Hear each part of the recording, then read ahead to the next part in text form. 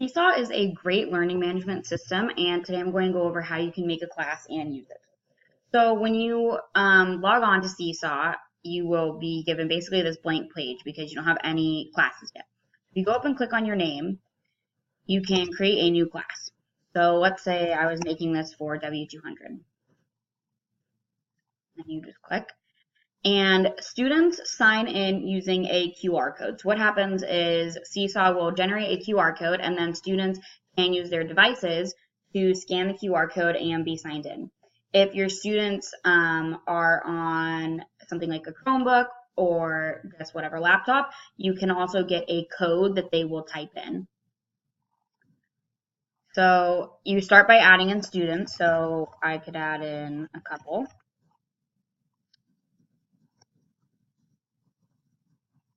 Let's say this was my list of names. If you already have a roster, you can click paste a list of student names, and you can just copy and paste your roster into Seesaw. And you can always go back and edit or change your roster. So once you've created your class, this is what it looks like. There are three main aspects. So first, you have your class feed, which is what this book is, and you can see who's posting what. Now, obviously, the work appears here, but since this is a fake class, no one's posted anything. You can also click on individual student names and see exactly what those students are posting. Something that is really nice about the class feed is that students cannot post anything to the feed without your approval first. If you need to add a post to your class feed, so students can post it, but you can obviously post it as well. You click this big green plus and you can post something. So if I had an instructional video I made, I could post the video. If I had a photo of something, I can upload it. You can upload files.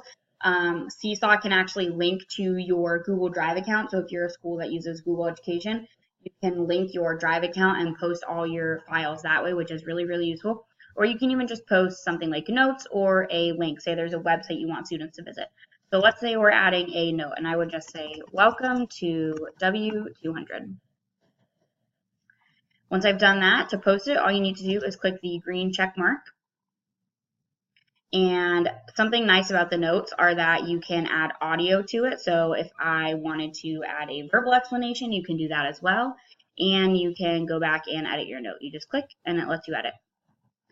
Once you are completely finished, you just click the green check again, and it will post to whoever you'd like.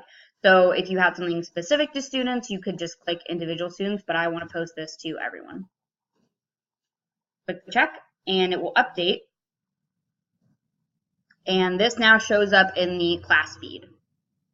Now, there are several things that you can do with a post in the class feed, whether it's your own post or it's a student post, and students can interact with your post as well.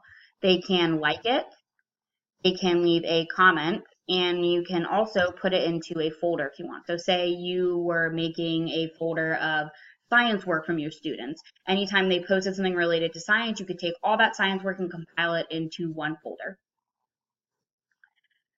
If you ever need to delete a post, if you click here, you can delete it, and it also allows you to edit it. You can change who can see it, the folders, everything happens in here. You can also give the item its very own QR code and print it. Next thing that Seesaw offers is this calendar, which shows you when things are being posted. So I can see that something was posted on Friday the 12th, and that was the note that I posted. And as there are more things being posted in your classroom, you would see how many items there are. You can see who's posting and exactly what it is. Finally, Seesaw offers the option of a class blog, which basically takes your feed and posts it to a blog that you have total control over, and it is an option that's available. Now, this is what the teacher view of Seesaw is, but I'm also going to show you what it looks like from an iPad and what a student view would look like. So I'm going to go get my class code, which is a QR code, and then I have Seesaw open on my iPad. And so I am going to scan the code, and so you guys can see what's happening on my iPad. So this is what the app looks like when you open it up. So I would select I'm a student, and now it's going to allow me to scan that QR code. I'm going to go back to the QR code and scan it. And now this is what shows up on the iPad. So from here, it thinks that I am a student. And as a student, I can choose exactly what I want to post. So let's say my teacher wanted me to submit a drawing. I can click drawing.